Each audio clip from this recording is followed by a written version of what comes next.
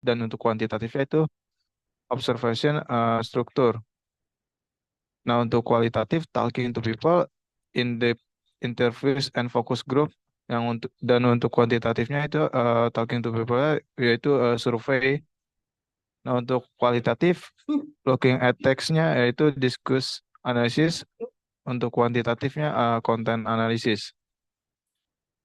Untuk penggunaan informasinya bisa pakai komparatif atau historical research. Nah, untuk kuantitatifnya analysis of existing statis or data. Nah, untuk kualitatifnya ordernya tidak ada. Untuk kuantitatifnya pakai eksperimen atau pengalaman atau kuasi eksperimen.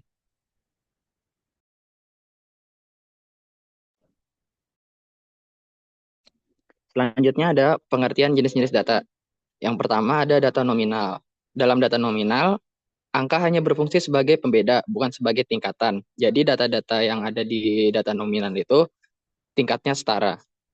Selanjutnya di data nominal itu operasi matematika dan nol mutlak tidak berlaku. Yang kedua ada data ordinal. Dalam data ordinal, angka berfungsi sebagai tingkatan. Jadi semakin besar angkanya, maka tingkatannya semakin tinggi. Dalam data ordinal, operasi matematika dan nol mutlak juga tidak berlaku. Yang ketiga ada data interval. Dalam data interval ada unit pengukuran, yang kedua ada jarak atau interval pengukuran yang konstan. Dalam data interval ini, operasi matematika berlaku, tetapi nol mutlak tidak berlaku. Yang terakhir ada data rasio. Data rasio ini terdapat nol mutlak, dapat dibandingkan secara multiplikatif.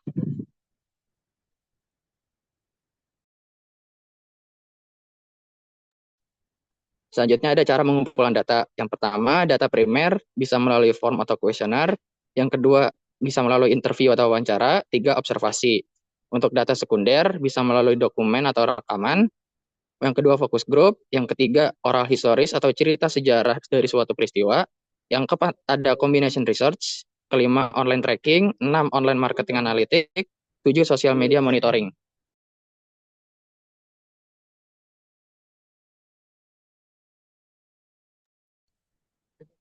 Selanjutnya, jenis penelitian. Penelitian kuantitatif digunakan untuk mengukur suatu secara objek dengan data numerik yang dianalisis secara statistik. Ciri-cirinya, datanya berbentuk angka, menggunakan sampel besar untuk mendapatkan hasil yang representatif. Menganalisis data dengan metode statistik. Yang keempat, menggunakan survei ataupun kuesioner. Contohnya, mengukur efektivitas suatu metode pembelajaran di kalangan siswa, atau menganalisis hubungan antara konsumsi makanan dengan kesehatan populasi X. Sedangkan untuk penelitian kualitatif, bertujuan untuk memahami fenomena sosial dengan menggali pemahaman mendalam terhadap perilaku, pengalaman, subjek penelitian. Ciri-cirinya, data berbentuk gambar atau teks, pendekatannya itu deskriptif atau interpretatif, memakai sampel kecil tetapi mendalam, menggunakan studi kasus maupun observasi. Contohnya, memahami pengalaman penderita penyakit X dalam menjalani perawatan.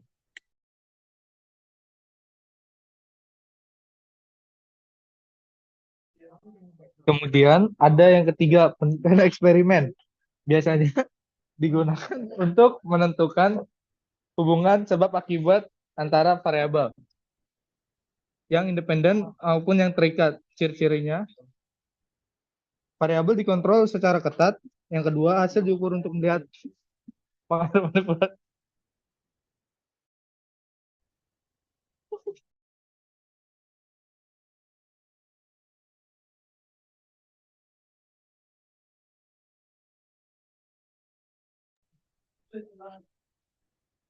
Contohnya seperti menguji pengaruh obat X terhadap kesehatan pasien. Yang keempat, ada penelitian studi kasus. Itu adalah eksplorasi mendalam tentang suatu fenomena, individu, atau kelompok tertentu. Ciri-cirinya, menggali informasi mendalam dari suatu kasus atau lebih, fokus pada situasi yang unik, dan menggunakan wawancara, observasi, maupun dokumentasi. Contohnya, studi kasus implementasi kebijakan kesehatan di suatu daerah X. Yang kelima adalah ada penelitian survei, digunakan untuk mengumpulkan informasi dari sampel yang besar melalui kuesioner atau wawancara yang terstruktur.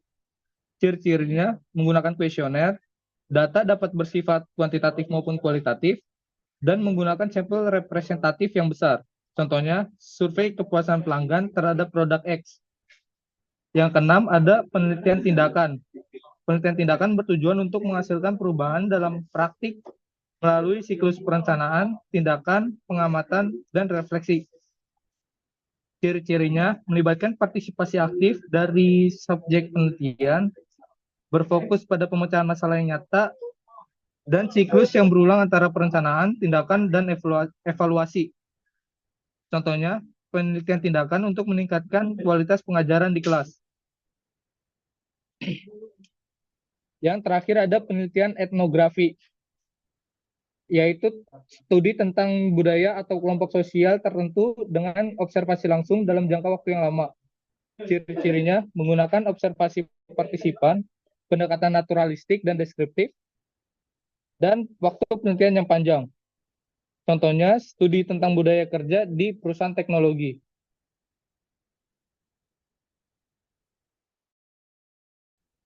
Kesimpulannya, pemilihan jenis penelitian yang sesuai bergantung pada tujuan, pertanyaan penelitian, dan jenis data yang ingin dikumpulkan. Setiap metode memiliki kelebihan dan kekurangan, sehingga penting untuk menentukan metode yang efektif untuk menjawab pertanyaan penelitian yang diajukan.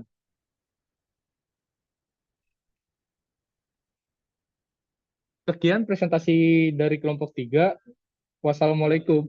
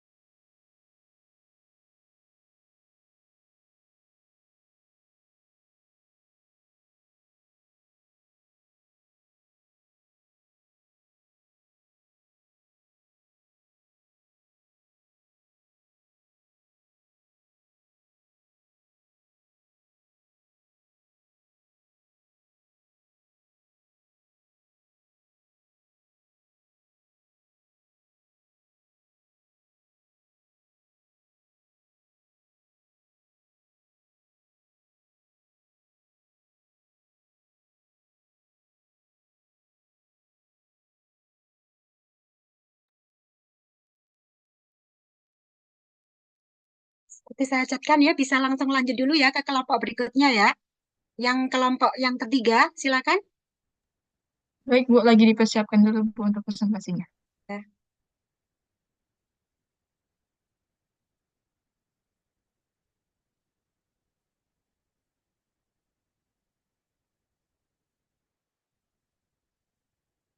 Apa sih?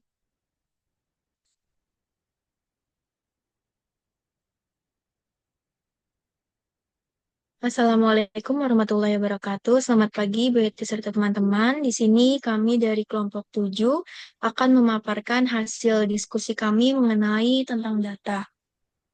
Next.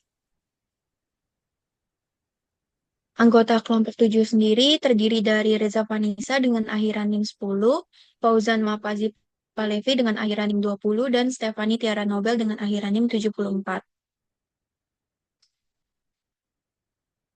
Nah, apa sih itu data? Di sini ada definisi data serta fungsi data. Data itu adalah kumpulan fakta, angka, atau deskripsi yang dapat digunakan sebagai dasar untuk analisis, pengambilan keputusan, atau penelitian.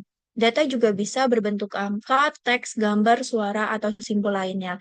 Lalu, fungsi data sendiri itu adalah untuk menganalisis dan memahami, lalu membantu pengambilan keputusan, mengukur dan memprediksi tren serta pola.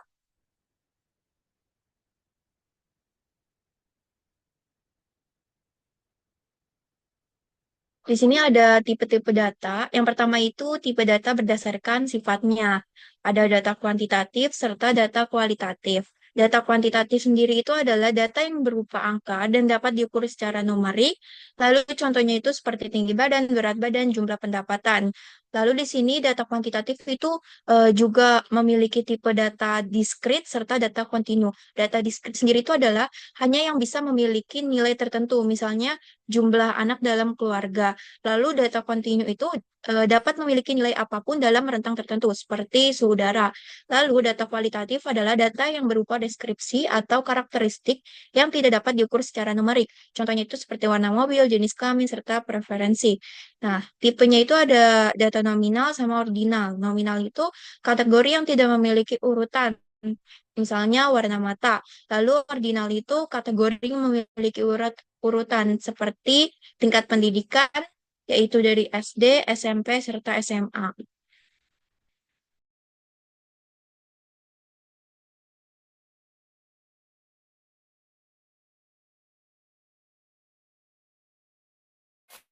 Selanjutnya ada tipe-tipe data. Di sini ada dibagi dua, yaitu berdasarkan sumbernya dan berdasarkan waktu pengumpulannya. Berdasarkan sumbernya yaitu data primer. Data primer itu dikumpulkan langsung, baik dari survei, wawancara, eksperimen, atau observasi. Pokoknya itu dia dari sumber pertama. Contohnya itu hasil wawancara dengan responden mengenai kebiasaan belanja. Jadi kita misalkan wawancara seseorang gitu, kita menanyakan wawancara dia kebiasaan belanjanya gimana, apakah belanja offline atau online segala macam. Nah, itu termasuk data primer. Yang kedua data sekunder. Data sekunder itu data yang diperoleh dari sumber yang sudah ada seperti buku, artikel, laporan atau database. Contohnya itu data penjualan dari laporan tahunan perusahaan. Selanjutnya contoh lain data sekunder itu misalkan data yang teman-teman bisa temui di seperti BPS segala macam. Lalu berdasarkan waktu pengumpulan ya, yang pertama itu ada data cross sectional, data yang yaitu data yang dikumpulkan pada satu titik waktu tertentu. Contohnya itu survei kepuasan pelanggan yang dilakukan pada bulan Maret 2024. Jadi itu cuma satu titik doang. Lalu yang kedua itu data longitudinal atau time series, yaitu data yang dikumpulkan dari waktu ke waktu untuk melihat perubahan atau perkembangan. Contohnya itu data inflasi bulanan selama 10 tahun terakhir. Nah, selanjutnya ada cara memperoleh data. Yang pertama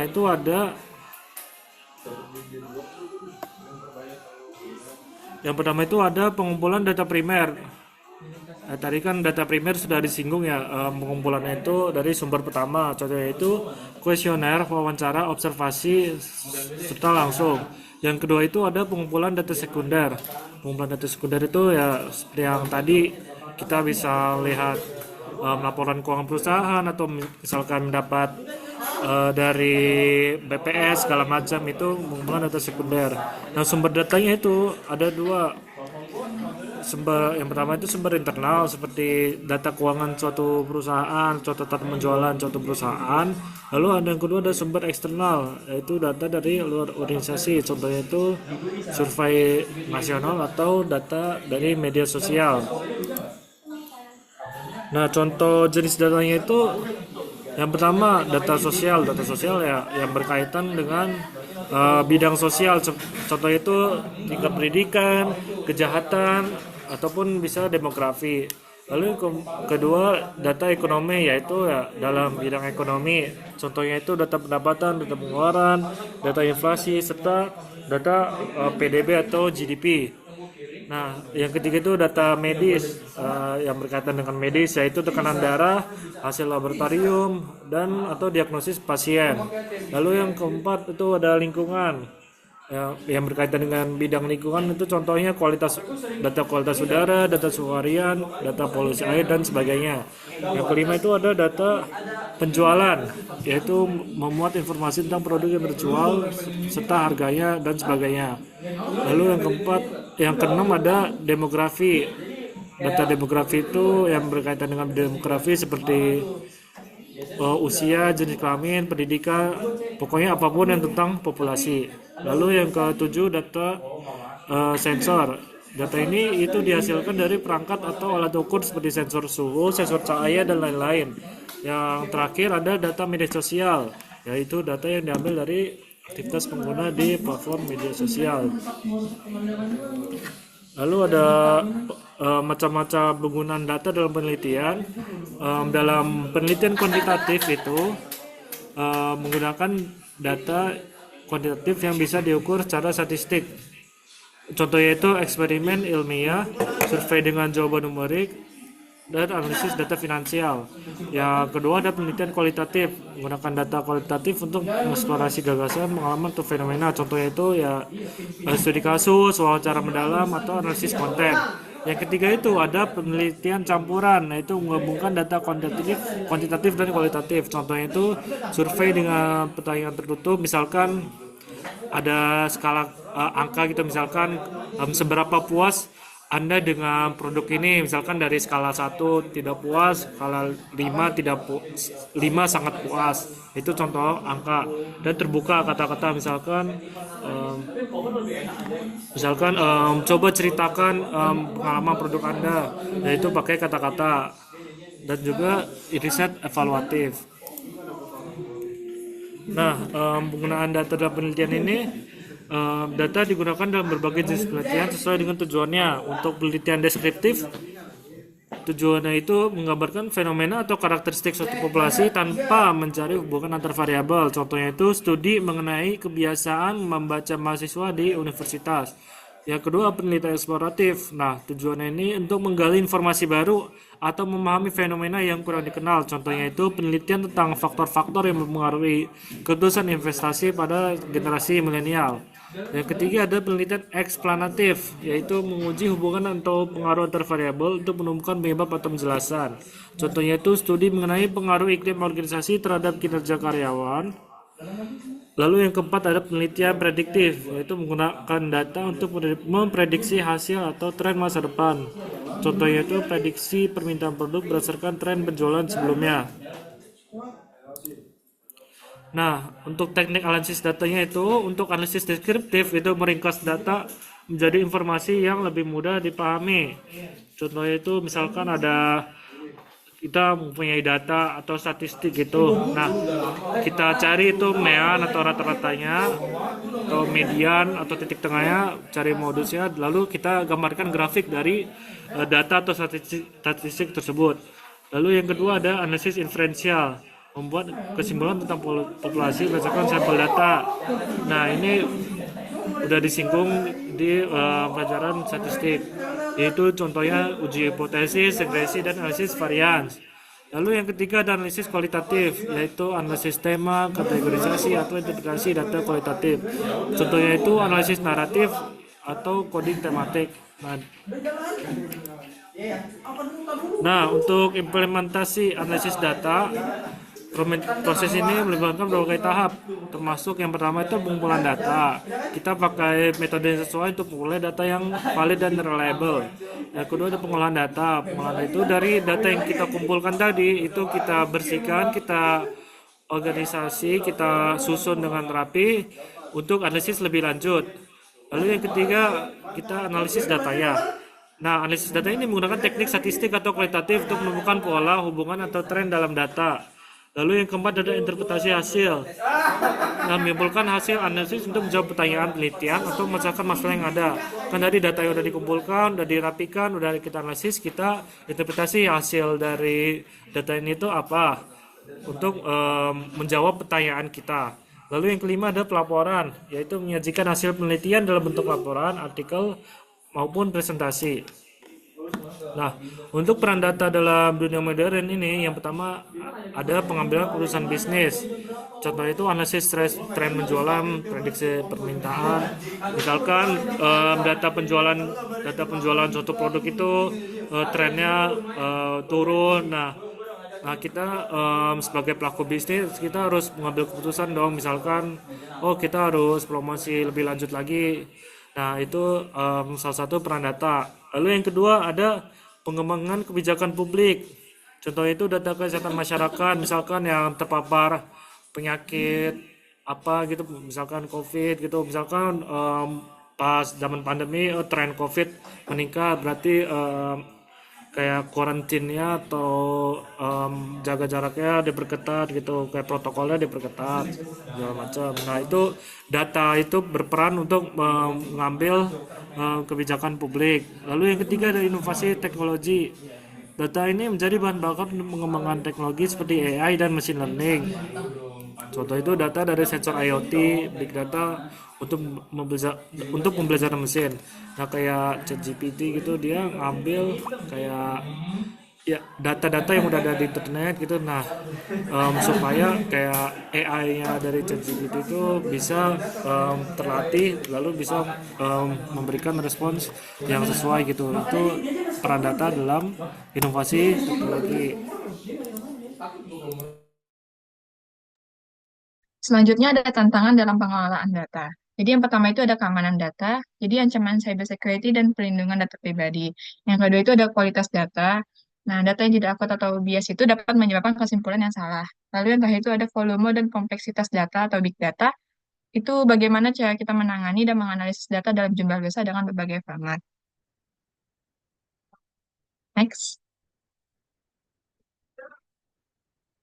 Kesimpulannya, data adalah elemen kunci dalam penelitian, bisnis, dan kehidupan sehari-hari. Pemahaman tentang jenis pengolahan dan analisis data sangat penting untuk menghasilkan keputusan yang tepat dan akurat. Tantangan yang terkait dengan pengolahan data harus dihadapi dengan kebijakan yang kuat dan teknologi yang memadai. Baik, sekian itu saja yang dapat kami sampaikan. Kurang lebihnya mohon maaf. Wassalamualaikum warahmatullahi wabarakatuh. Waalaikumsalam warahmatullahi wabarakatuh. Ada pertanyaan dari kelompok yang lain? Jika tidak ada, berarti langsung ke kelompok berikutnya ya.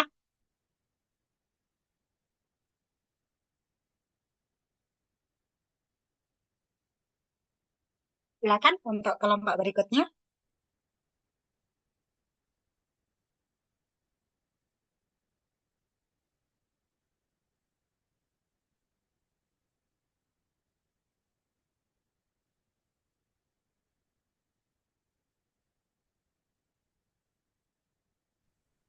Baik, Assalamualaikum warahmatullahi wabarakatuh. Kami dari kelompok 11 akan mempresentasikan mengenai data.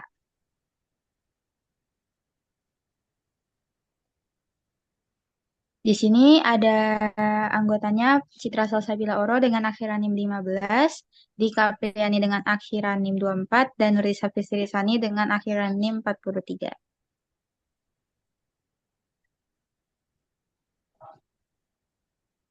Untuk daftar isinya akan membahas mengenai pengertian data menurut para ahli, manfaat dan fungsi data, jenis-jenis data dan contohnya, metode pengumpulan data seperti apa, sumber data dan contoh data.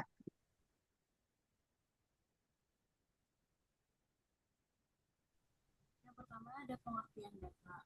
Secara bahasa, kata data berasal dari bahasa Latin, yakni datum yang artinya sesuatu yang diberikan. Maka, data adalah sekumpulan keterangan baik informasi atau fakta yang diperoleh melalui proses pengamatan, pencarian, pengukuran, serta penelitian dari kata, angka, gambar, simbol, dan lain-lain. Adapun pengertian lain dari data yaitu suatu kumpulan keterangan atau deskripsi dasar yang bersifat sumber-sumber tertentu yang dapat diinterpretasikan dan dianalisis lebih lanjut, sebab data itu sendiri masih bersifat mentah.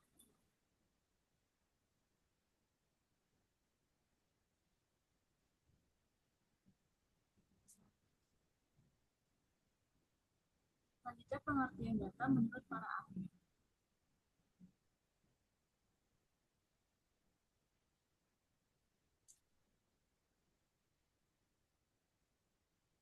Next.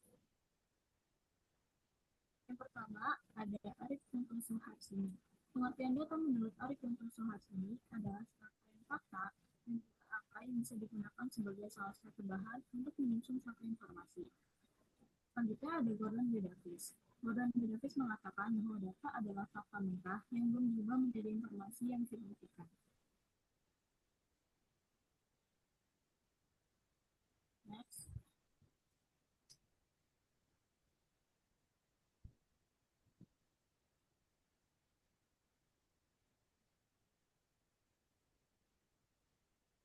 Selanjutnya ada Kuswandi dan E. Mutiara.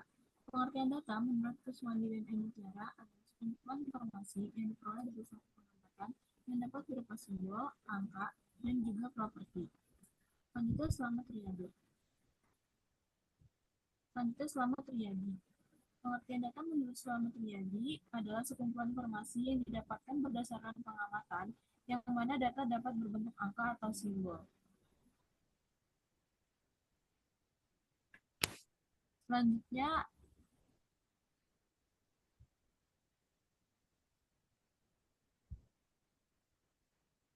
ada Kristanto. Pengertian data menurut Kristanto adalah suatu fakta mentah mengenai objek yang bisa mengurangi tingkat ketidakpastian tentang suatu keadaan dan peristiwa.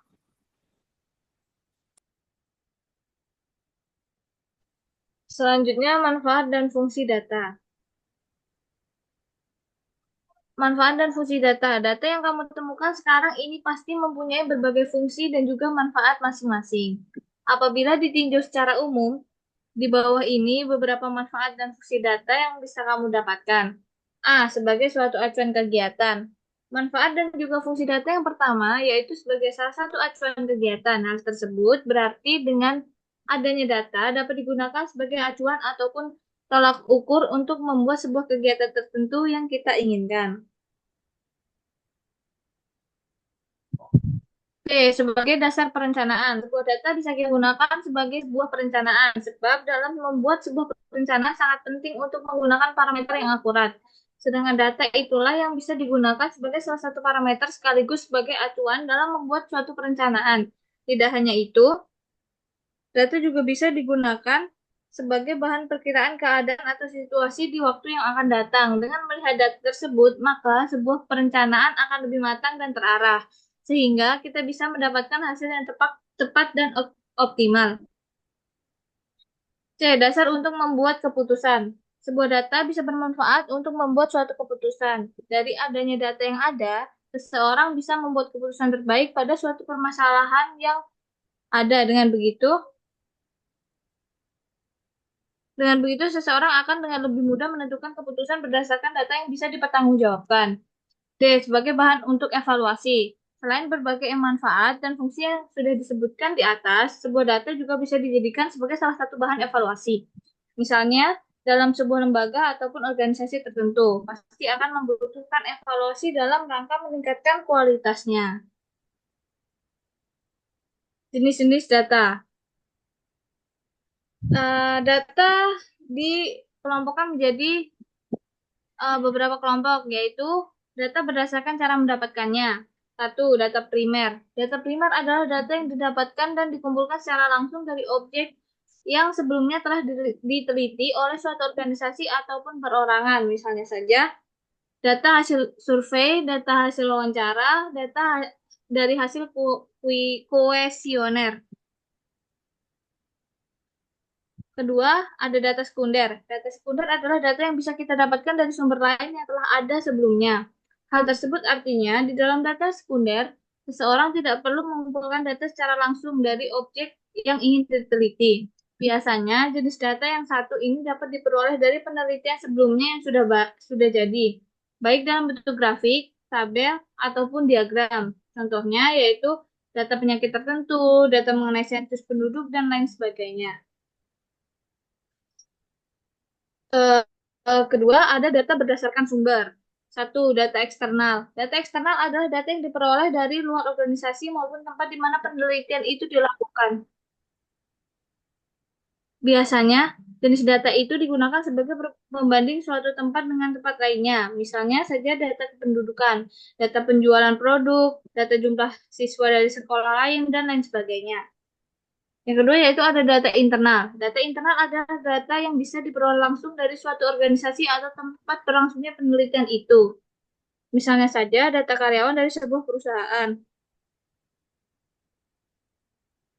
Data mengenai kepuasan pelanggan suatu perusahaan dan lain sebagainya.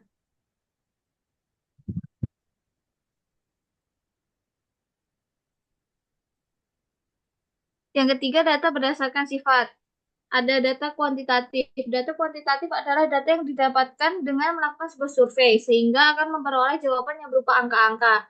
Data tersebut lebih objektif, maka dari itu ketika kamu melihat data atau membaca data tersebut, maka tidak akan mengartikannya dengan berbeda.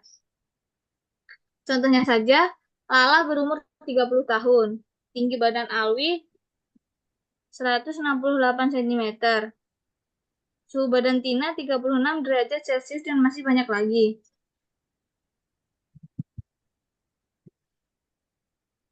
Data berdasarkan sifat. Yang kedua yaitu ada dua data kualitatif. Berbeda dengan data kuantitatif yang berbentuk angka-angka. Data kualitatif adalah data yang lebih berupa deskriptif, yaitu sebuah data yang tidak berbentuk angka. Biasanya data tersebut dibuat dengan menggunakan simbol, gambar, ataupun bentuk verbal lainnya. Jenis data yang satu ini bisa didapatkan melalui isian kuesioner, observasi, studi literatur, wawancara, dan lain sebagainya. Tidak heran jika jenis data ini lebih bersifat objektif, sehingga ketika orang-orang melihat atau membacanya bisa menyebabkan adanya penafsiran yang berbeda. Misalnya saja, kualitas pelayanan suatu rumah sakit, kuesioner mengenai kepuasan pelanggan, dan lain sebagainya. Kelompok data yang berikutnya yaitu ada data berdasarkan waktu pengumpulannya.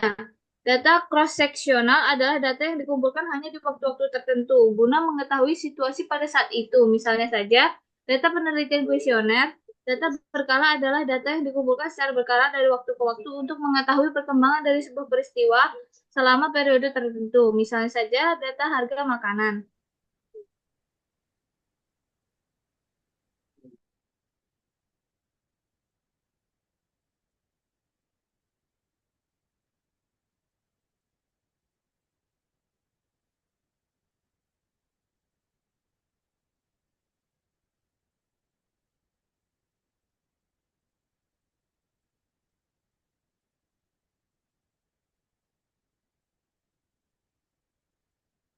Suaranya hilang ya.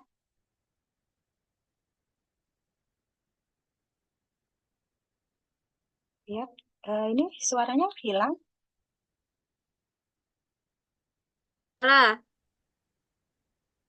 Berupa teknik pengumpulan data yang dilakukan dengan cara tatap muka dan mengajukan pertanyaan dan juga jawaban secara langsung dengan pembicara dan peneliti.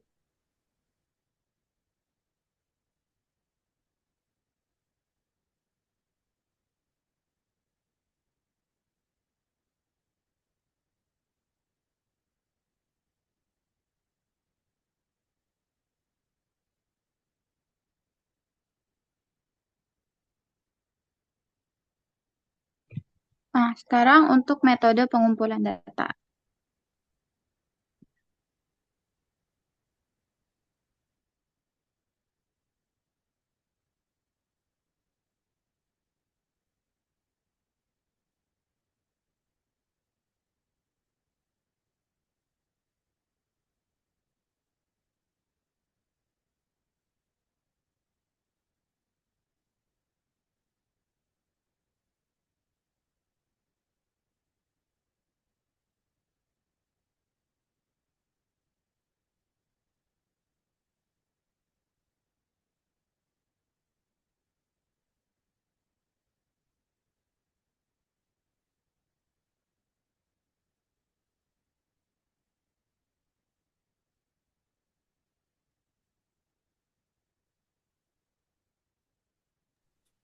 Maaf Ibu, sepertinya yang share screen terkendala jaringan Bu.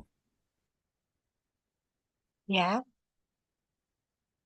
tiba-tiba hilang gitu ya, bermasalah dengan ini ya, koneksi internetnya ya barangkali ya. Oke, lanjut ke kelompok berikutnya aja berarti ya. Ini kalau anggota kelompok yang lain nggak ada.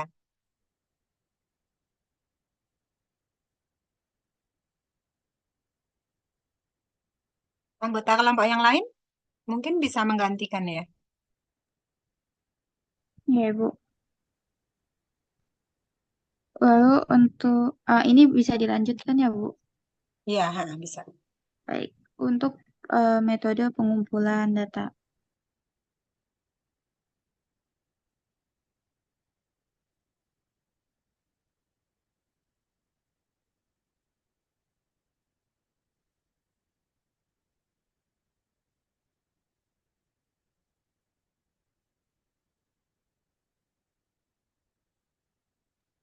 Teknik pengumpulan data yang pertama adalah wawancara, di mana teknik pengumpulan data ini dilakukan dengan cara tatap muka dan mengajukan pertanyaan serta juga jawaban secara langsung dengan pembicara dan peneliti.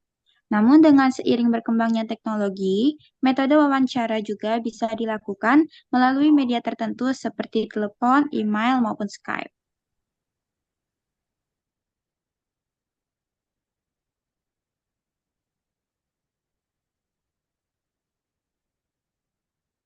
Lalu yang kedua ada pengamatan. Metode pengumpulan yang kompleks, ini merupakan metode pengumpulan data yang kompleks karena melibatkan berbagai macam faktor dalam implementasinya. Tidak hanya mengukur sikap responden saja, tetapi pengamatan ini bisa digunakan untuk merekam berbagai macam fenomena yang terjadi ketika mengumpulkan data.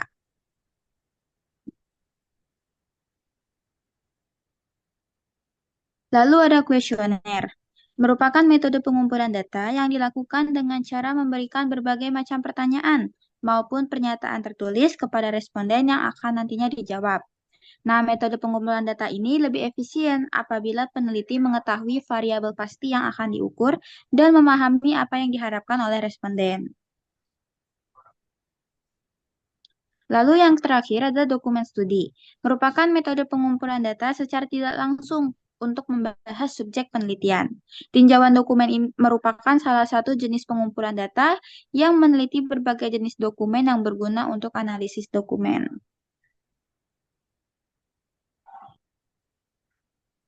Lalu ada sumber data.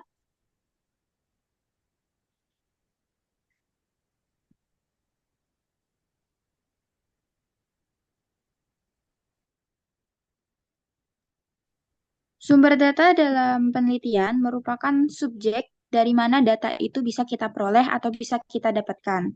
Apabila penelitian menggunakan metode wawancara maupun angket dan pengumpulan datanya, berarti sumber tersebut bisa kita sebut sebagai responden. Namun jika penelitiannya menggunakan teknik observasi, maka sumber data yang kita peroleh bisa berupa gerak, benda, maupun proses sesuatu. Pertama ada person, merupakan sumber data yang berbentuk orang, memberikan data berupa jawaban secara lisan maupun wawancara, serta jawaban tertulis melalui angket. Sumber dari data yang diperoleh disebut dengan responden. Lalu kedua ada place, sumber data ini berbentuk tempat, menampilkan tampilan berupa keadaan diam seperti benda, alat, warna, kondisi ruangan, dan lain sebagainya.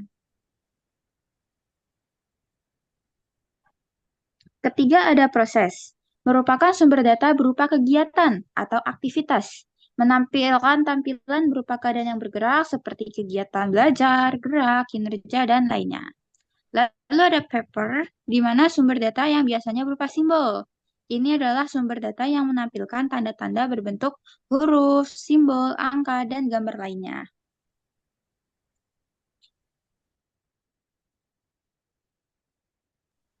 Selanjutnya ada contoh data secara umum. Yang pertama ada kecelakaan di jalan raya, penjualan turun di akhir bulan September, teks seperti konten tertulis dalam buku, artikel, email, atau postingan di media sosial, gambar seperti foto, tangkapan layar, atau dokumen sejarah yang dipindai, harga telur dan ayam potong, harga handphone terbaru, data Persija menang, serta konstruksi jalanan. Nah, di sini ada kesimpulan. Jadi, data adalah elemen kunci dalam penelitian, dan jenis data yang digunakan tergantung pada tujuan penelitian, serta metode yang paling sesuai untuk mencapai hasil yang diinginkan.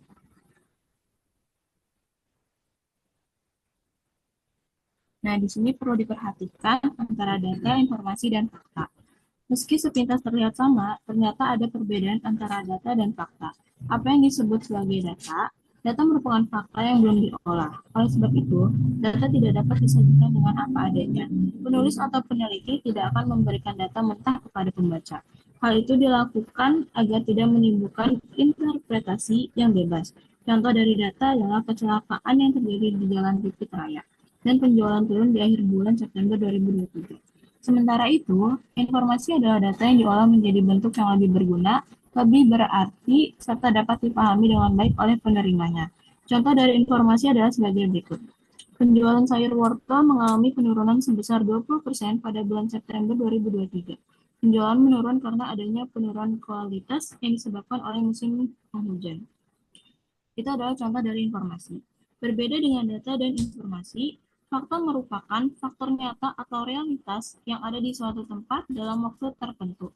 Fakta dapat diamati dengan dilihat, didengar, diraba, dirasa, dan sebagainya.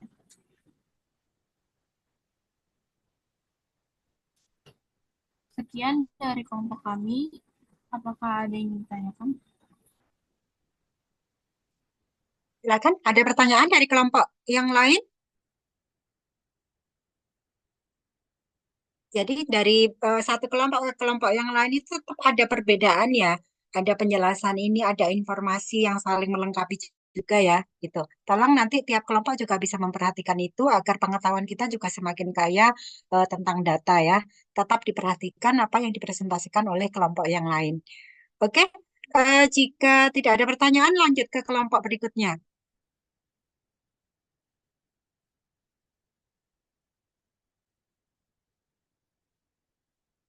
Ya kan? Widianto.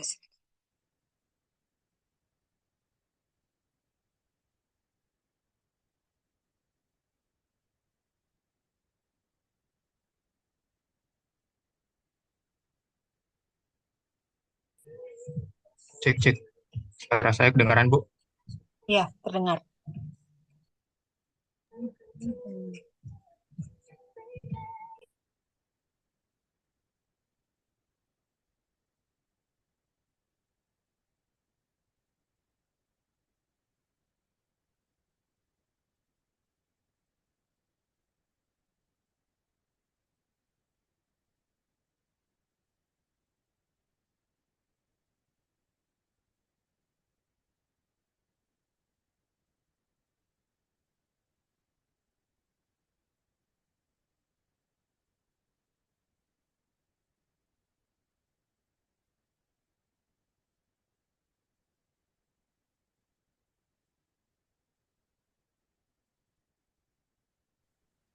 Baik, Assalamualaikum warahmatullahi wabarakatuh. Selamat pagi, selamat siang Bu Eti dan teman-teman sekalian. Pada kesempatan kali ini kami kelompok 1 akan menjelaskan tentang data. Kelompok 1 sendiri ada saya, Nilsa Nurhandiani, lalu ada Agnieszka Silalahi, dan ada Fahar Labib Zakori. Yang pertama, apa itu data? Data adalah sekumpulan keterangan ataupun fakta yang dibuat dengan kata-kata, kalimat, simbol, angka, dan lainnya. Data ini berasal dari bahasa Latin yaitu dactum, yang artinya sesuatu yang diberikan. Dari istilah tersebut, maka bisa kita jumpai arti data yang adalah hasil dari pengukuran atau pengamatan suatu variabel tertentu dalam bentuk kata-kata, warna, angka, simbol, dan keterangan lain.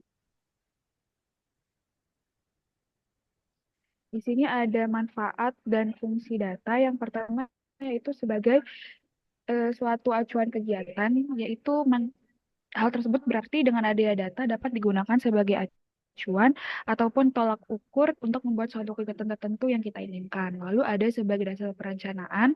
Ini penting karena sebab dalam membuat sebuah perencanaan kita menggunakan parameter yang akurat. Maka data sangat penting untuk dijadikan sebagai salah satu parameter sekaligus acuan dalam membuat suatu perencanaan. Lalu ada sebagai dasar membuat keputusan. Sebuah data bisa bermanfaat untuk membuat suatu keputusan. Dari adanya data yang ada, seseorang bisa membuat keputusan terbaik pada suatu permasalahan yang ada. Lalu yang keempat, sebagai bahan untuk evaluasi. Selain sebagai yang sudah disebutkan di atas, manfaat data berikutnya itu untuk bahan evaluasi. Misalnya, dalam sebuah lembaga atau organisasi tertentu, pasti akan membutuhkan evaluasi dalam rangka meningkatkan kualitasnya. Berikutnya ada tahapan pengolahan data. Yang pertama ada pengumpulan data yang dilakukan dengan cara mengumpulkan data dari berbagai sumber yang tersedia seperti formulir, database, atau sistem informasi lainnya. Yang kedua ada pre-processing data, yaitu tahapan pengolahan data yang dilakukan untuk membersihkan data dari nilai yang tidak relevan, duplikasi data, atau nilai yang hilang. Berikutnya ada integrasi data. Ini adalah tahap pengolahan data yang dilakukan untuk menggabungkan data dari berbagai sumber yang berbeda ke dalam satu kesatuan. Yang keempat ada transformasi data, yaitu ini adalah tahap pengolahan data yang dilakukan untuk mengubah data dari bentuk asal menjadi bentuk yang lebih berguna dan mudah diproses.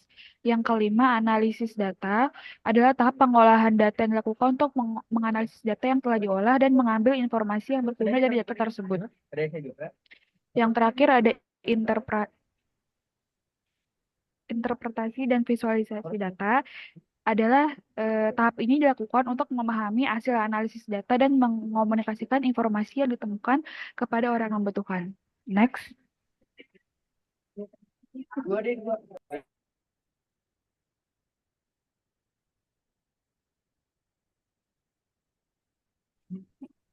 Selanjutnya ada cara memperoleh data. Yang pertama ada wawancara, yaitu teknik pengumpulan data yang dilakukan melalui tatap muka dan tanya jawab langsung antara peneliti dan narasumber.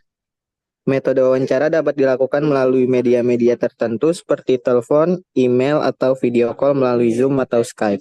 Yang kedua ada observasi, yaitu metode pengumpulan data yang kompleks karena melibatkan berbagai faktor dalam pelaksanaannya.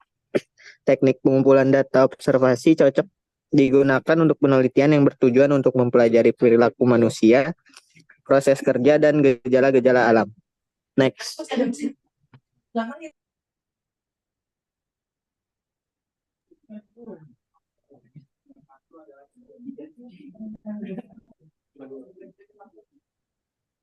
Yang ketiga ada angket atau kuesioner.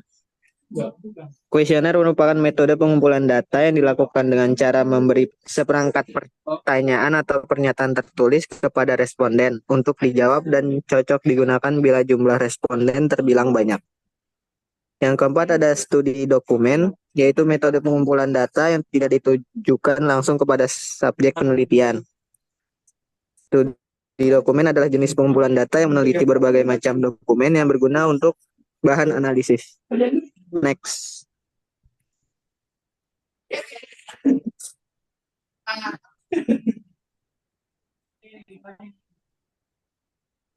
Kemudian ada jenis-jenis dari data. Yang pertama, data berdasarkan cara mendapatkannya. Dibagi menjadi dua. Yang pertama, data primer, yaitu data yang didapatkan dan dikumpulkan secara langsung dari objek yang sebelumnya telah diteliti. Dan yang kedua, ada data sekunder, yaitu data yang bisa didapatkan dari sumber lain yang telah ada sebelumnya dan tidak perlu mengumpulkan data secara langsung dari objek yang ingin diteliti. Next.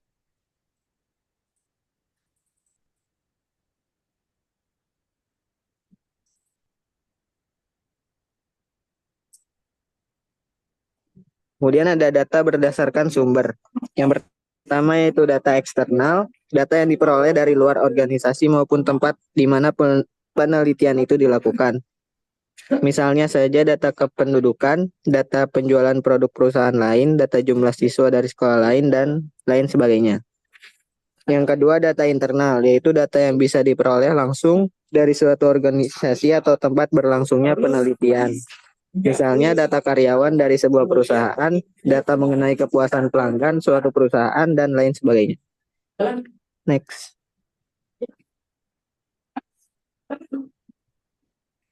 Kemudian ada data berdasarkan sifat.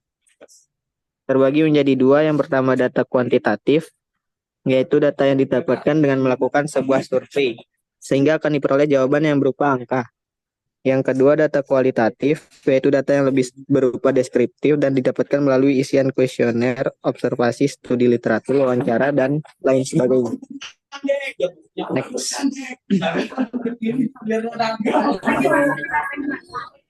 Penggunaan jenis data dalam penelitian. Yang pertama, data primer.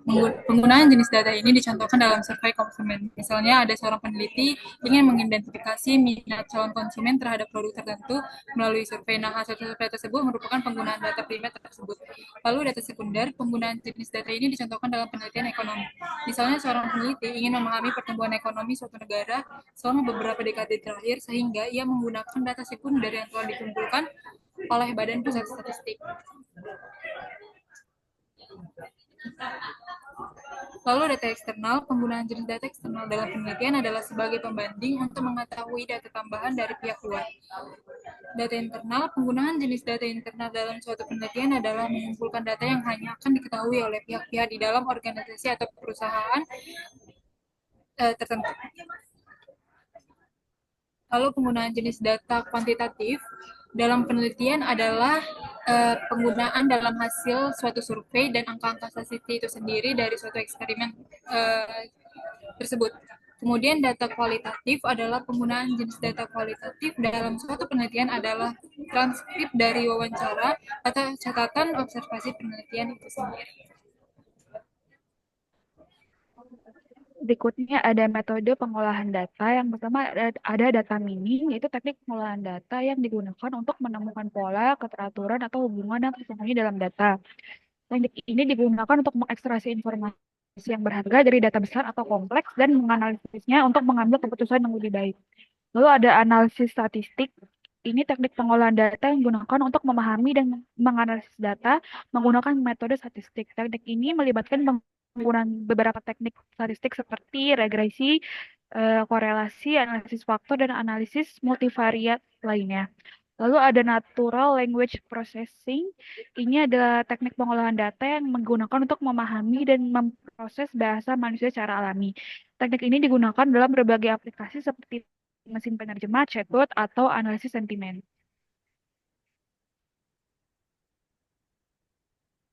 Berikutnya ada data warehousing. Ini teknik pengolahan data yang digunakan untuk mengumpulkan data dan menyimpan data dari berbagai sumber yang berbeda. Teknik ini digunakan untuk membuat basis data yang besar yang dapat digunakan untuk menganalisis data dalam jumlah besar dan melacak tren. Lalu ada big data processing. Ini adalah teknik pengolahan data yang digunakan untuk mengelola, memproses, dan menganalisis data dalam jumlah besar atau kompleks. Teknik ini melibatkan penggunaan teknologi dan algoritma yang kompleks untuk mengatasi masalah yang timbul dalam pengolahan data skala besar. Sekian dari kelompok kami, apakah ada tanggapan? Baik, dari kelompok lain, ada pertanyaan?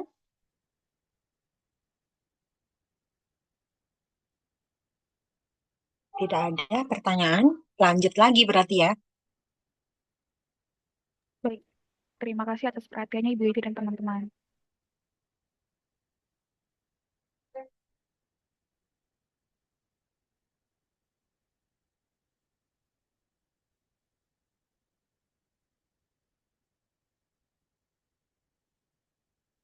Silakan kelompok berikutnya.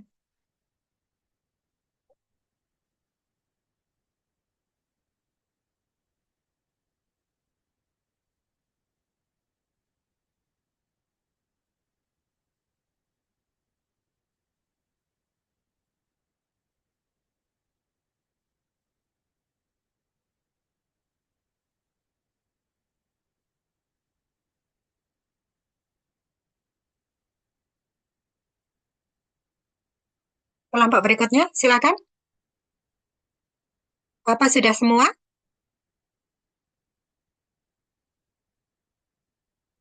Sebentar Ibu, Ini, akan screen. oke.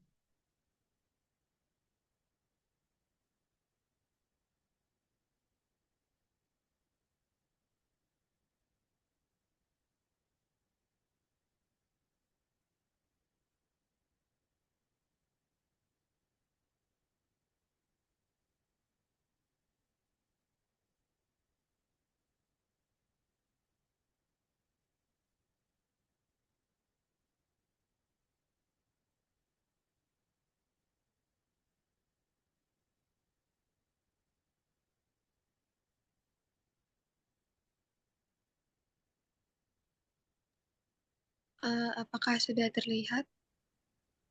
Sudah. Oke, Assalamualaikum Bu Eti dan teman-teman semua. Selamat pagi. Di sini kami kelompok 5 akan mempresentasikan hasil diskusi kami mengenai semua tentang data. Next.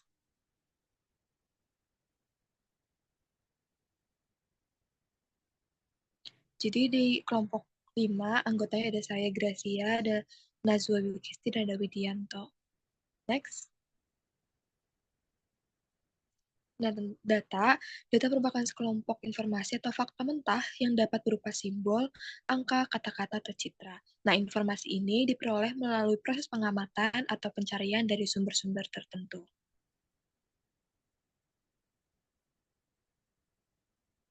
Nah, untuk jenis-jenis datanya akan dikelompokkan berdasarkan cara mendapatkannya, sumber, sifat, dan waktu pengumpulan.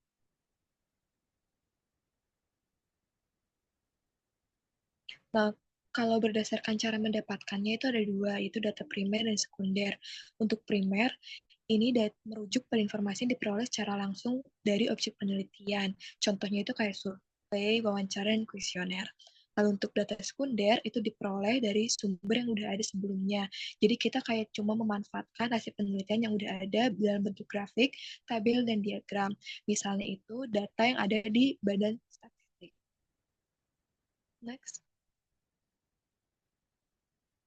Nah, jika berdasarkan sumber, ada dua, yaitu data eksternal dan internal. Data eksternal itu diperoleh dari sumber luar organisasi atau lokasi penelitian. Digunakan untuk membandingkan satu tempat dengan lainnya, misalnya data penjualan produk dari perusahaan lain atau jumlah siswa dari sekolah lain.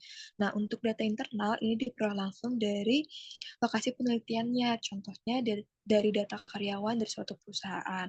Misalnya, data mengenai kepuasan pelanggan untuk perusahaan. Next.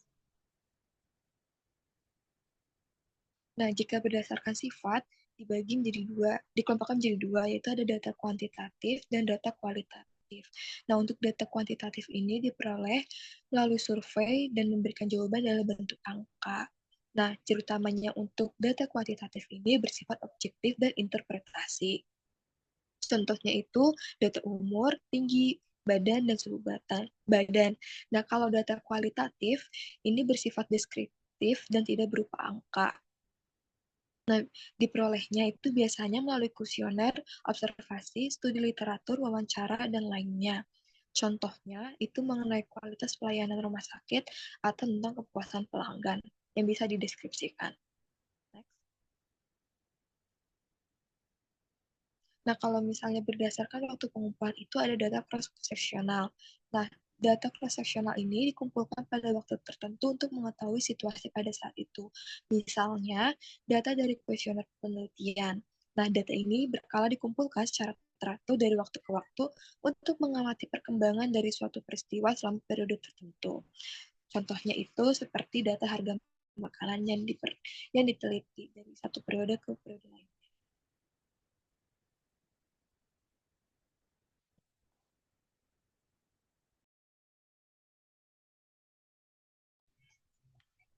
Oke, kita mulai dengan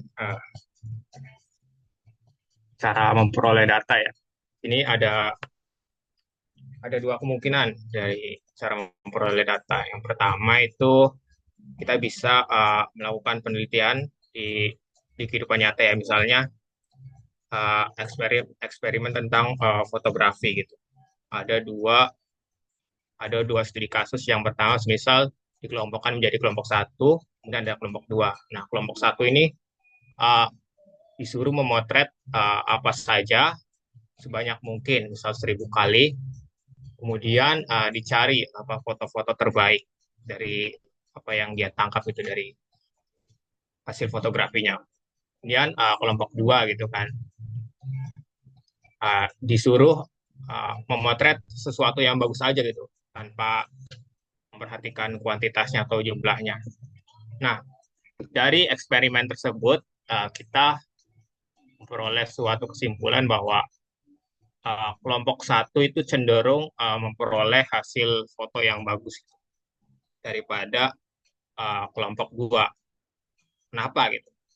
Nah, jadi karena kelompok 1 itu punya banyak sekali sampel gitu kan, banyak sekali foto gitu, jadi kita secara bertahap itu kita dapat menilai mana di antara foto-foto tersebut yang bagus.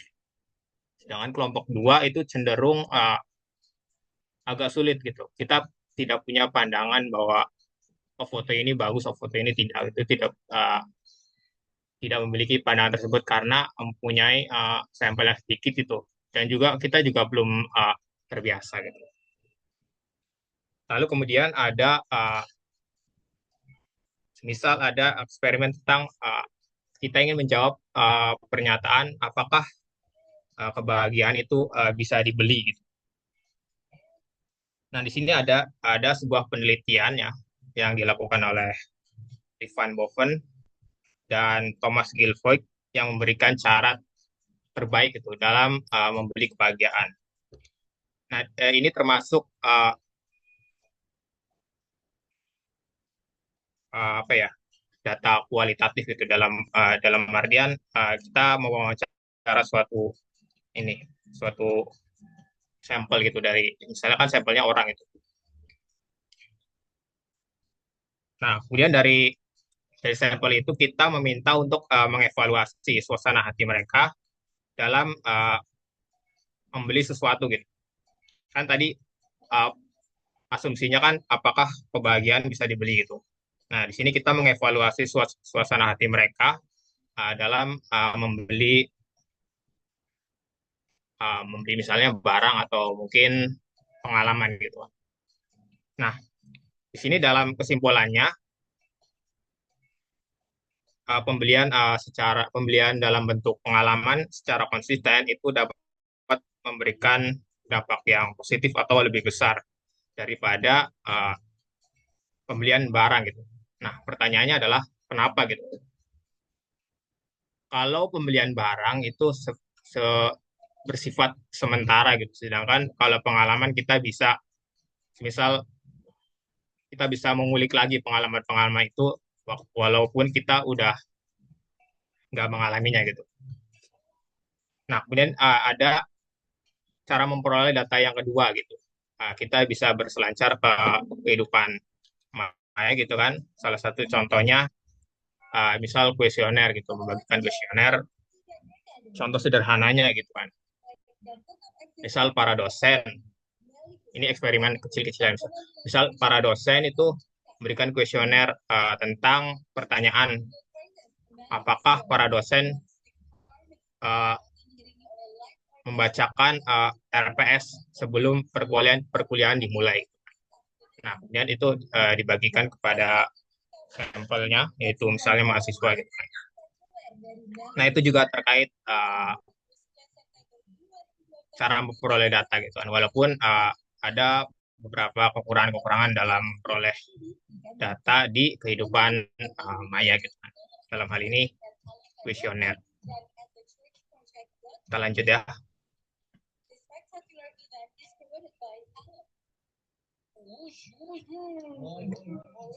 Kemudian kita lihat jenis-jenis datanya. Kita ambil dua contoh saja di sini ya, yaitu data kualitatif dan kuantitatif. Nah, di sini kualitatif itu apa sih? Nah, sederhananya itu kualitatif itu adalah data non-numerik ya, atau tidak bisa diilustrasikan secara angka gitu kan. Misalnya opini, pendapat dari sebuah sampel, misalnya juga tingkat kepuasan dan lain-lain. Nah, kita ambil salah satu contoh yang sudah terbit gitu kan. Nah, sampelnya di sini ada kepuasan kinerja pemerintahan Jokowi. Nah, dapat kita lihat di sumbernya. Kalau misalnya ingin membaca lebih lanjut, sini saya akan sedikit membacakan hasil ya, hasil survei dari ini ya, data kualitatif ini. Nah, di sini hasilnya membuktikan bahwa kepuasan kinerja pemerintahan Jokowi naik menjadi 75,6% sejak pemerintahan Jokowi Ma'ruf. Nah, di sini survei ini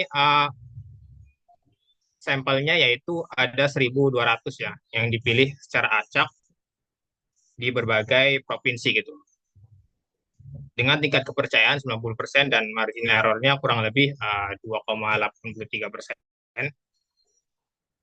Nah, tadi kan hasil surveinya menunjukkan bahwa 75,6% responden atau sampel puas terhadap kinerja pemerintahan Jokowi. Nah, dan sebaliknya 24,4 responden tidak puas terhadap kinerja Jokowi gitu. Nah, apa sih hasil-hasilnya? Misal terhadap politik, keamanan, hukum, ekonomi, kesejahteraan sosial. Lalu kenapa yang 24% itu tidak puas gitu terhadap kinerja Jokowi, misal dari ekonomi atau misal penegakan hukumnya gitu. Nah, itu salah satu contoh atau eksperimen yang berkaitan dengan data kualitatif gitu kan. Oke, kita lanjut. Yang kedua itu kita lihat data kuantitatif. Nah, kita ambil contohnya yaitu dari hasil survei atau hasil statistik. Nah, di sini kita ambil sampelnya yaitu pengaruh musik terhadap emosi dan persepsi terhadap sebuah film gitu. Bagi yang ingin membaca lebih lanjut, di situ ada sumbernya. Sini saya akan membacakan sedikit saja tentang bagaimana pengaruh musik itu mempengaruhi emosi dan persepsi pada sebuah film gitu. Kita ambil contoh saja, misalnya film horor gitu kan. Kenapa sih kita kalau melihat film horor itu seakan terbawa suasana dalam film tersebut gitu kan. Nah, di sini ada semisal ada musik-musik tertentu gitu. Misal ada musik cemas, ada suara dengan latar belakang yang berisik, bukan? Ada suara melankolis dan lain-lain gitu kan. Nah, di sini ada fakta menarik nih. Di sini dalam penelitiannya disebutkan suara jeritan atau suara jeritan atau yang mirip jeritan itu dapat digunakan dalam film horor karena suara tersebut alami, yaitu dapat diidentifikasi karena sinyal bahaya oleh otak kita. Dalam sebuah penelitian lain juga menemukan bahwa nada rendah dan tidak beraturan dapat membuat kita merasa terancam dan tidak nyaman. Nah, sehingga kita juga memperhatikan faktor visual dan cerita tersebut yang digabungkan dengan pengaruh musik tersebut sehingga mempengaruhi emosi kita terhadap sebuah film gitu kan. Oke, itu aja sih. Kita lanjut saja.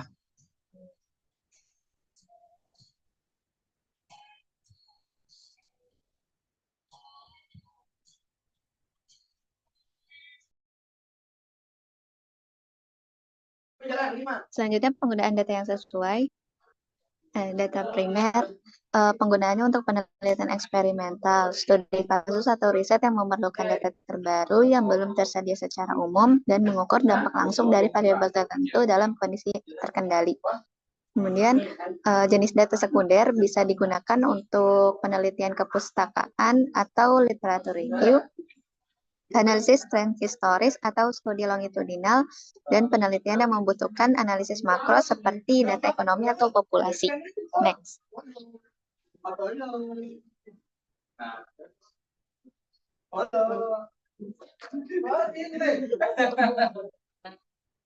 Kemudian untuk jenis data kuantitatif dapat digunakan untuk penelitian dengan pendekatan statistik seperti regresi atau analisis varians.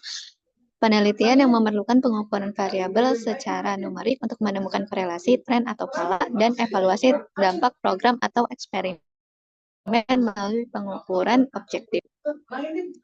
Jenis data kualitatif dapat digunakan untuk penelitian eksploratif atau deskriptif yang membutuhkan pemahaman mendalam tentang fenomena sosial, perilaku, atau pengalaman.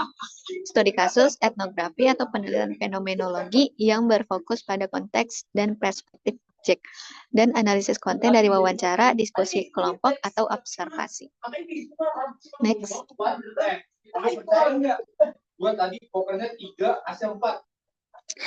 Dan ada software yang dapat digunakan untuk mengolah data. Yang pertama ada Microsoft Excel, cocok untuk data kuantitatif yang berukuran kecil hingga menengah. Dapat digunakan untuk analisis data sederhana seperti membuat grafik, tabel pivot, dan menghitung statistik dasar. Selanjutnya SPSS, Statistical Package for the Social Science, cocok untuk data kuantitatif atau data statistik. Dapat digunakan untuk analisis statistik kompleks seperti regresi, ANOVA, analisis faktor, dan uji hipotesis. Banyak digunakan di penelitian sosial, psikologi, dan bidang akademis. Selanjutnya, cocok untuk data kuantitatif dan kualitatif, data besar atau big data. Dapat digunakan untuk analisis statistik, visualisasi data, machine learning, dan data mining. Next.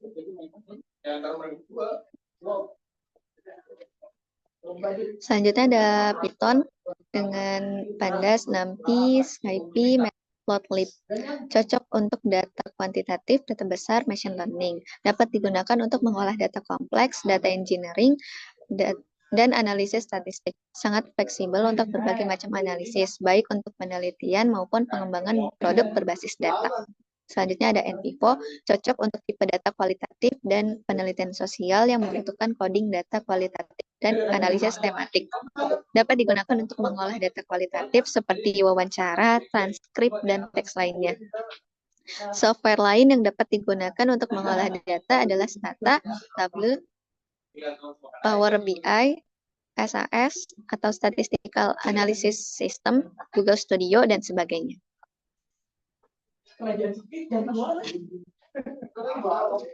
Baik, demikian pemaparan dari kelompok kami. Kurang lebihnya mohon maaf. Assalamualaikum warahmatullahi wabarakatuh. Waalaikumsalam warahmatullahi wabarakatuh. Selanjutnya, ada pertanyaan dari kelompok lain? Jika tidak ada, lanjut dulu ya ke kelompok berikutnya ya. Silakan. Baik, Ibu. Izin share screen, Bu. Silakan.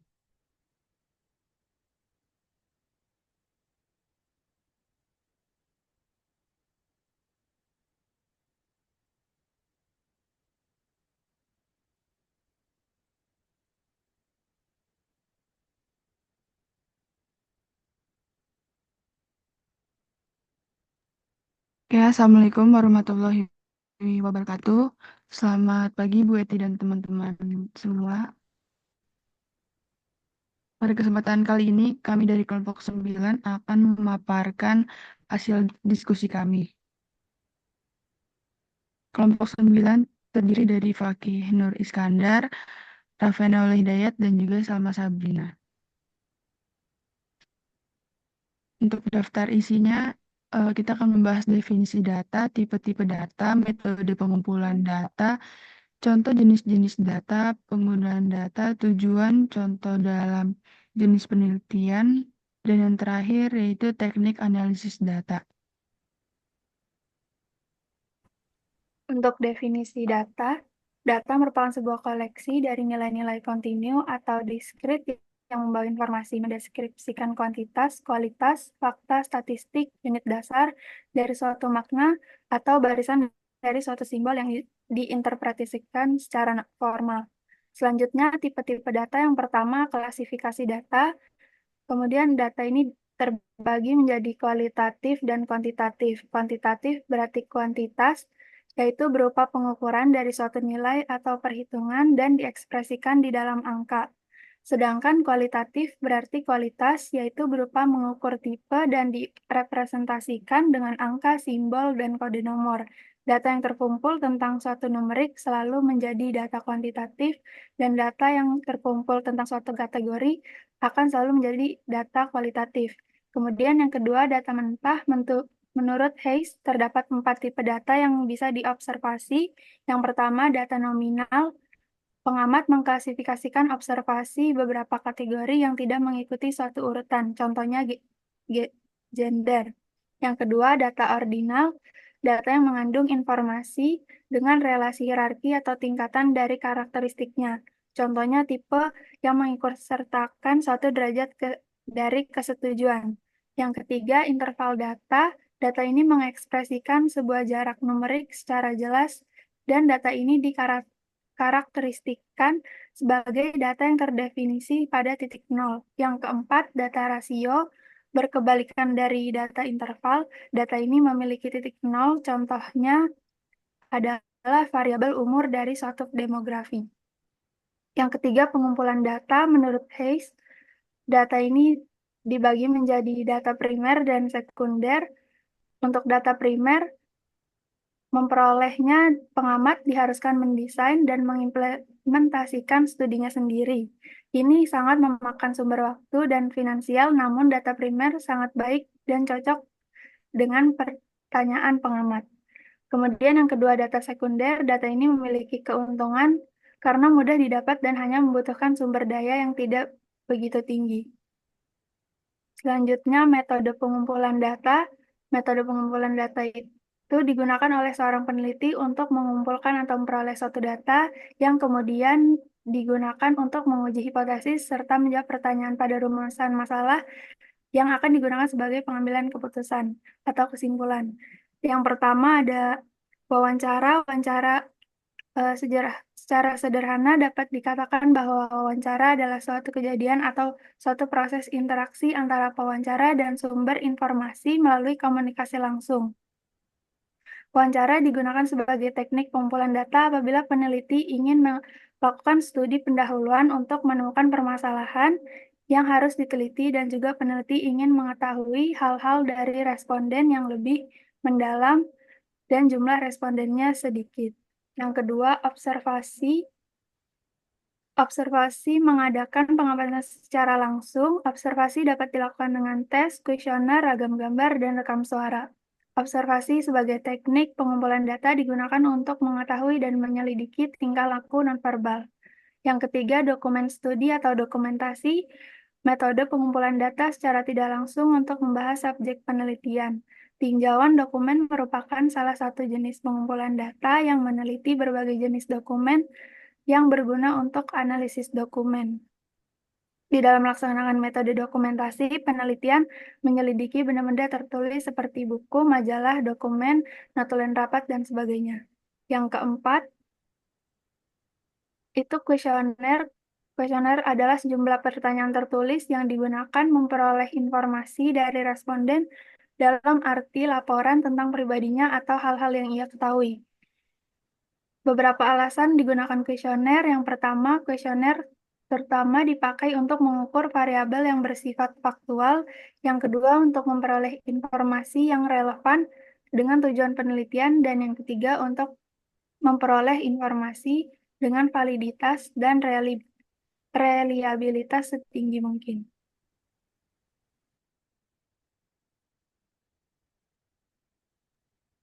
Selanjutnya ada contoh jenis-jenis data. Yang pertama, data kualitatif. Itu perusahaan X adalah perusahaan yang aktif di berbagai media sosial, termasuk Facebook, Instagram, YouTube, Twitter, dan juga LinkedIn. Perusahaan itu juga aktif membalas kolom komentar di setiap media sosialnya. Nah, sebagian besar audiens merespon secara positif, namun ada juga yang memberikan respon negatif. Yang kedua, data kuantitatif. Contohnya, perusahaan X memiliki 100.000 followers Instagram, 250.000 followers di Twitter, dan 150.000 subscriber di YouTube. Mereka juga telah memposting lebih dari 500 foto di feed Instagramnya. Selanjutnya, penggunaan data, tujuan, dan contoh dalam jenis penelitian. Untuk yang pertama, penelitian kuantitatif, penggunaan datanya itu data numerik atau yang terukur seperti angka, statistik, dan variabel yang dapat dihitung. Yang kedua, tujuannya itu mengukur variabel-variabel secara objektif, dan contoh penggunaan datanya itu dalam survei, eksperimen, atau studi korelasional. Yang kedua, penelitian kualitatif, penggunaan datanya itu data non-numerik seperti narasi, wawancara, observasi, dan dokumen. Tujuannya itu untuk memahami fenomena sosial atau perilaku manusia dalam konteks tertentu. Nah, contoh penggunaan datanya itu dalam wawancara mendalam, studi kasus, atau analisis dokumen. Yang ketiga, penelitian mixed methods atau gabungan. Penggunaan datanya itu dia menggabungkan data kuantitatif dan juga kualitatif untuk memperoleh gambaran yang lebih komprehensif. Tujuannya menggabungkan kekuatan dari kedua pendekatan untuk menjawab pertanyaan penelitian yang kompleks. Contoh penggunaan datanya itu dalam survei kuantitatif dan wawancara kualitatif untuk memahami fenomena secara statistik sekaligus mendalam. Yang keempat, penelitian eksperimental. Penggunaan datanya itu data hasil dari eksperimen terkontrol, di mana variabel-variabel independen dimanipulasi untuk melihat efeknya. Tujuannya untuk mengetahui hubungan sebab akibat antara variabel melalui pengujian hipotesis. Dan contoh penggunaan datanya itu data hasil pengukuran kelompok kontrol dan eksperimen. Yang kelima ada penelitian observasional. Penggunaan datanya itu data yang diperoleh melalui observasi. Tujuannya memahami atau mendeskripsikan fenomena alam atau sosial tanpa manipulasi variabel. Dan contoh penggunaan datanya itu data yang dikumpulkan dari catatan atau pengamatan tanpa dimodifikasi sama sekali. Yang keenam ada penelitian studi kasus. Penggunaan datanya itu data mendalam mengenai satu atau beberapa kasus tertentu. Tujuannya itu untuk menggali secara mendalam tentang kasus atau situasi spesifik yang dapat memberikan wawasan umum atau unik. Dan contoh penggunaan datanya itu untuk wawancara, observasi, dan dokumen dalam satu kasus individu atau organisasi. Yang ketujuh adalah longitudinal, penggunaan datanya dikumpulkan dari waktu ke waktu. Terus untuk tujuannya itu mengamati perubahan variabel dari waktu ke waktu. Contoh penggunaan datanya studi pertumbuhan anak dengan pengukuran berkala. Yang kedelapan, penelitian sekunder, penggunaan datanya itu diambil dari sumber-sumber yang sudah ada seperti arsip. Tujuannya menggunakan data yang sudah ada untuk analisis lebih lanjut atau menjawab pertanyaan penelitian baru. Contoh penggunaan datanya itu data dari survei nasional. Pembahasan terakhir yaitu teknik analisis data. Di sini teknik analisis data kualitatif itu ada beberapa metode, yaitu yang pertama analisis konten, analisis naratif, analisis wacana, analisis kerangka kerja, dan analisis teori beralas. Yang kedua, teknik analisis data kuantitatif, beberapa metodenya di antara lain ada analisis statistik deskriptif, statistik inferensial, dan juga analisis diskriminan. Yang ketiga, teknik analisis data taksonomi ini sedikit tricky karena meskipun bisa digunakan dalam penelitian kualitatif, namun tidak semua penelitian kualitatif dapat menggunakan teknik data taksonomi ini. Yang keempat, teknik analisis data domain. Teknik ini tepat dipilih jika penelitian yang dilakukan membutuhkan eksplorasi yang lebih mendalam. Objek penelitiannya pun biasanya lebih dinamis dan teknik ini menggunakan gambaran dalam pengumpulan datanya. Yang kelima, teknik analisis data isi. Teknik ini biasa digunakan untuk data-data yang diperoleh melalui media massa seperti koran, televisi, radio, artikel daring, dan media massa lainnya. Kemudian yang keenam, teknik analisis data interaktif Mills dan Huberman ini umumnya digunakan dalam penelitian kualitatif. Ada 3 proses atau alur dalam teknik ini, diantaranya reduksi data, penyajian data, dan verifikasi atau penyusunan kesimpulan. Dan yang terakhir, teknik analisis data komparatif konstan. Teknik ini berusaha memadukan setiap permasalahan dengan teori yang digunakan. Teknik ini digunakan juga untuk membandingkan permasalahan yang diteliti dimulai dari sebelum penelitian hingga penelitian selesai. Dan terakhir ini ada daftar pustakanya. Sekian dari kelompok 9, kurang lebihnya mohon maaf. Wassalamualaikum warahmatullahi wabarakatuh. Waalaikumsalam warahmatullahi wabarakatuh. Oke, ini masih ada kelompok yang belum ini ya, berarti ya, memaparkan ya.